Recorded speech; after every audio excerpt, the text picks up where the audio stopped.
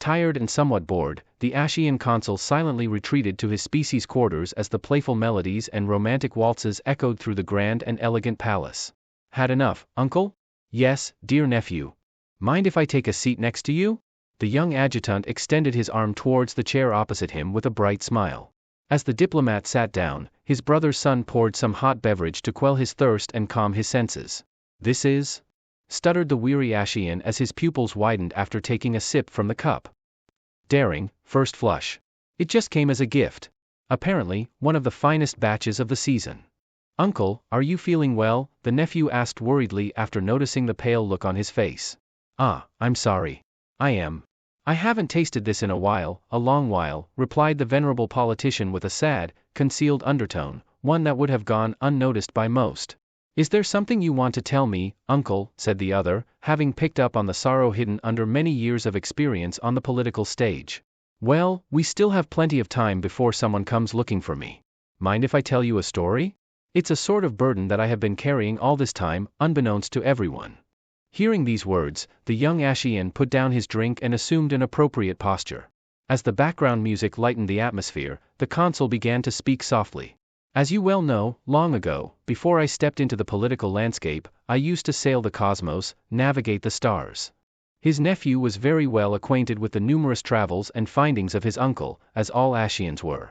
The one sitting before him was considered a modern-day hero by his people, someone who relegated everything and everyone to the sideline to pursue knowledge, to discover the unknown. I was just an adolescent when I departed for the first time. How silly of me when I was merely 62 years old. All I wanted was to leave my parents' house, escape from my clan's suffocating grasp. I wanted to be free. I wanted to feel free. The consul drank another heartfelt sip, taking a moment to breathe in, to let his taste buds fully appreciate the reminiscing aroma. I had everywhere to go but no destination or purpose. For a couple of years, I drifted here and there, visiting many famous planets and renowned stations, trying to find something that would catch my fleeting interest in life. Then I stumbled onto Earth. What I found on that newly discovered planet was truly mind-blowing, but that's a story for another time. Of much more importance is who I found. The Ashian gently brought the cup to his lips before resuming his story. Her name was Lucy. She was a young human female of 27 years who had just completed her higher education. I was wasting my time in a particular establishment that served mainly brewed beverages back then. Despite all the wonders surrounding me, I was at my lowest, venting out of an airlock or going for a never-ending spacewalk. These and many other dark thoughts kept tormenting my mind to no end. From the outside, I must have looked miserable, empty, lightless eyes slumped on the table of this so-called cafe. The uncle gently gestured to his nephew to pour some more tea as his cup was empty. Out of nowhere, this human sat down next to me, shoving my shoulder and yelling in my ears. She insisted we share a drink, and here we are, far more than 7 centuries later. I can still remember her as if it was yesterday.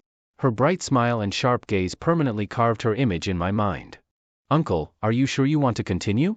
It's not a problem if this matter is uncomfortable to you, interrupted the nephew, noticing the clear trembling in the voice and gloominess in his elder's gaze, to which he replied, not to worry about it. She was very curious and kind, at least to me. To cheer me up, she offered me a drink. I half expected an extremely alcoholic beverage, one that would either poison me to death or stun me for the following 6 hours. I was pleasantly surprised when the waitress put that steaming teapot in front of me. The intensity of the aroma and the decisive taste made me forget all the worries in my admittedly pathetic existence. That was the first time I tasted Darjeeling. We started talking. Speaking to Lucy was very comforting, like a caring teacher.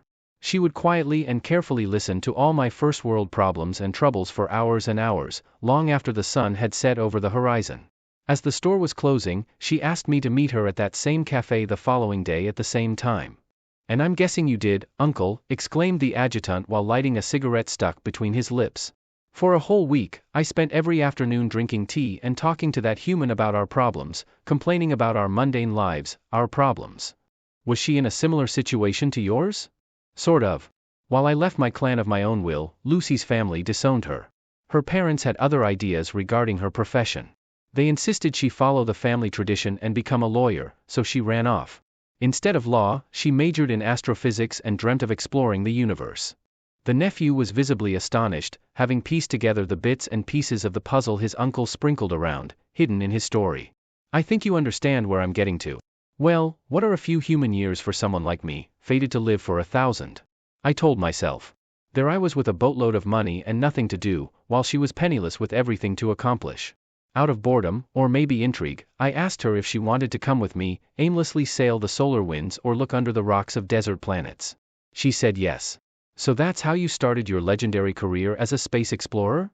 Not exactly, my dear nephew. There is still half a century before that. With my unlimited funds, I bought a modest ship. She wasn't the fastest nor the prettiest, but she was highly modular, which would come in handy later as, over the years, we kept adding sensors and workstations to expand our scientific capabilities. How funny, I wanted to name my first ship something cool like Void Breaker or Star Cruiser, but she insisted on naming her Voyager in honor of humanity's early space age. Taking a sip every few sentences, word after word, the old Ashian kept lightening the mysterious burden on his conscience. As he continued speaking, it was clear that reminiscing and sharing his experiences filled him with pride and joy, even if he did not realize it.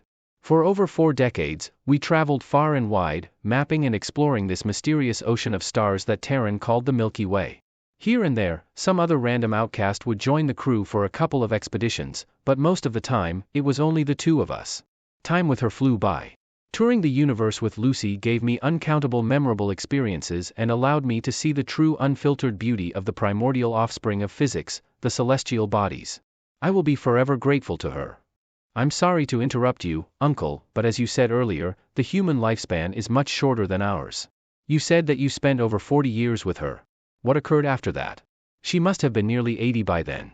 For a human, that age would be seen as almost venerable by our standards. Yes, that's correct, replied the consul, his eyes glistening with unshed tears.